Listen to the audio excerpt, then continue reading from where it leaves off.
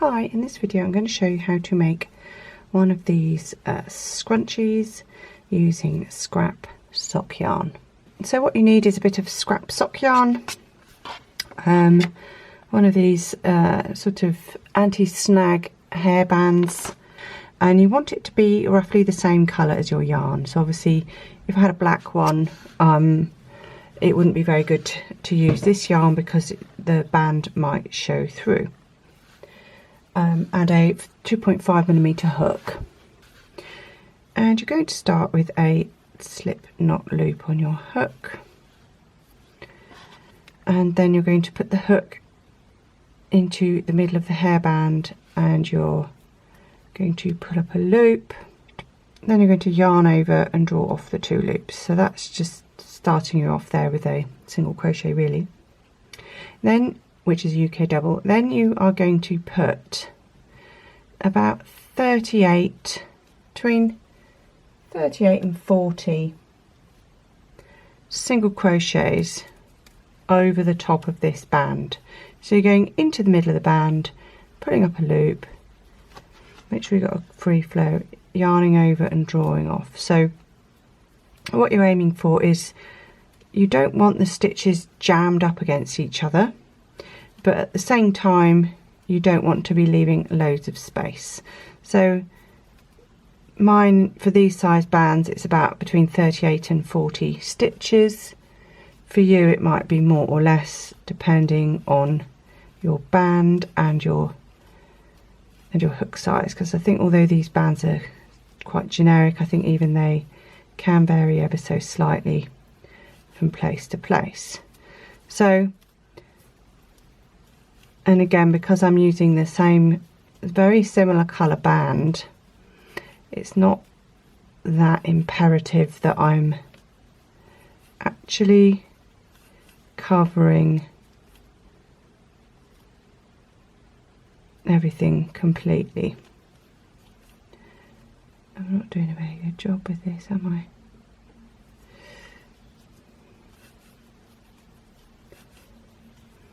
So just keep going.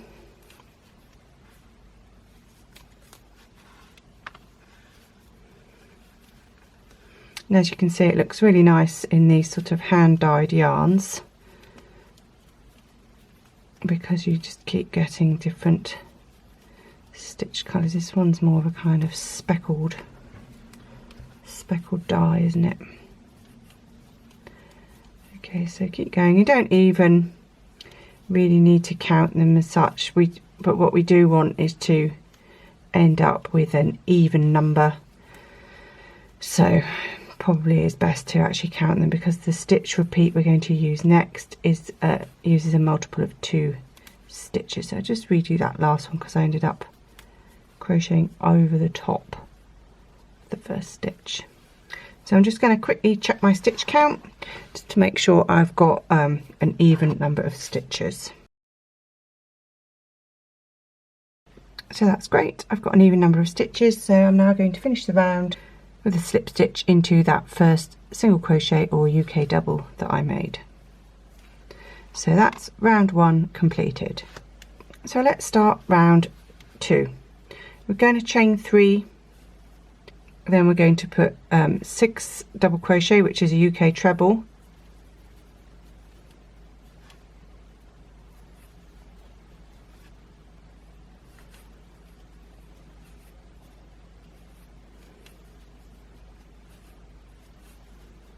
all in the same stitch. I'm going to chain 3, and we're going to slip stitch back into that exact same stitch. Next up, we're going to slip stitch into the next stitch, and then into the next stitch we are also going to slip stitch to start a new petal. So then we're going to chain 3, and then into the same stitch we are going to put 6 doubles.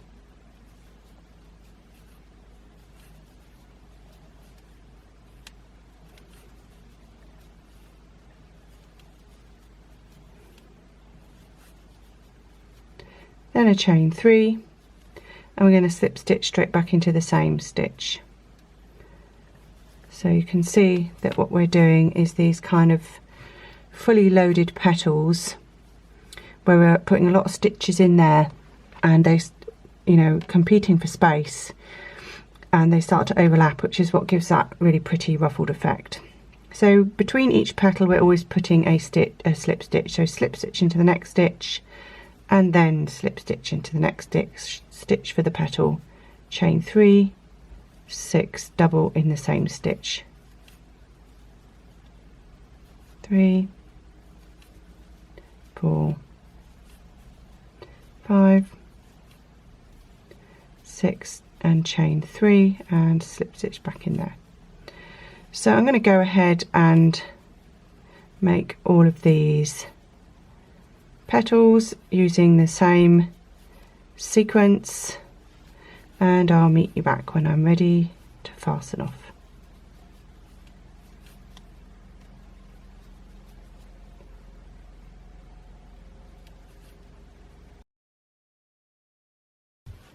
So I'm just coming up to the last petal,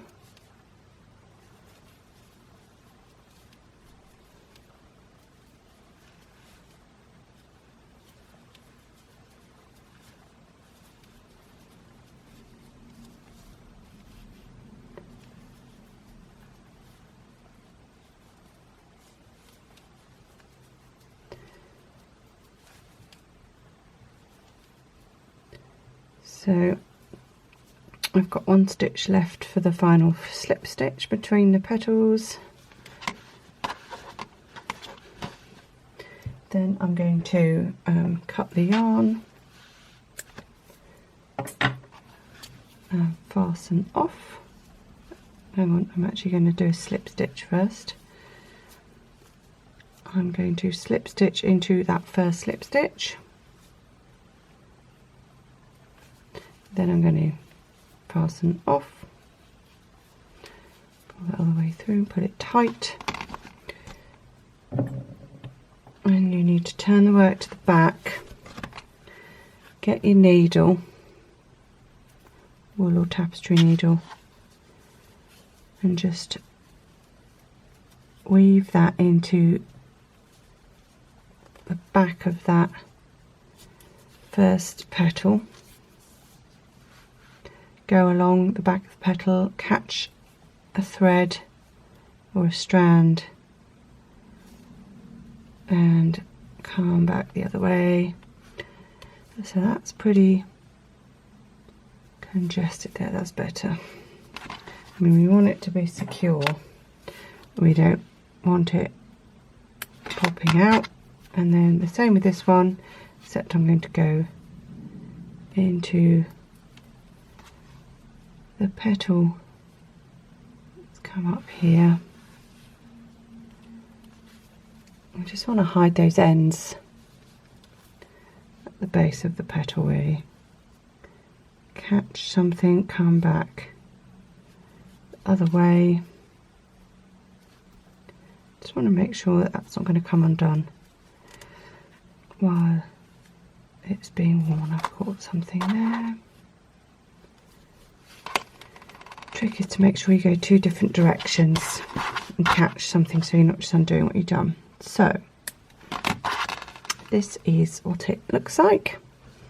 So you can see it's got a lovely ruffled effect, and because I've used this hand dyed yarn, it's sort of, all the petals are subtly different.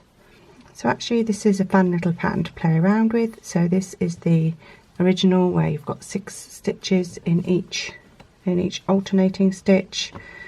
And then with this one I've only put 4, so I put 4 double crochets in instead of 6, so it gives a more subtle petal effect, not as full as this one but still pretty cute, maybe quite good if you're a bit worried about having enough yarn.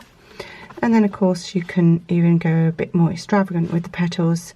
So here I've done a slip stitch, chain 3, a double, 3 trebles, a double, and then chain 3, slip stitch back into the same stitch. So I've just made the stitches, the petals, a bit taller by putting some trebles in there.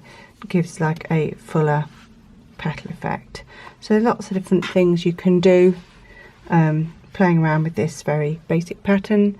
to get some really cute little hairbands. Anyway, I hope you have a go at making some of these, and if you do, please let me know how you get on, and I love to see your work.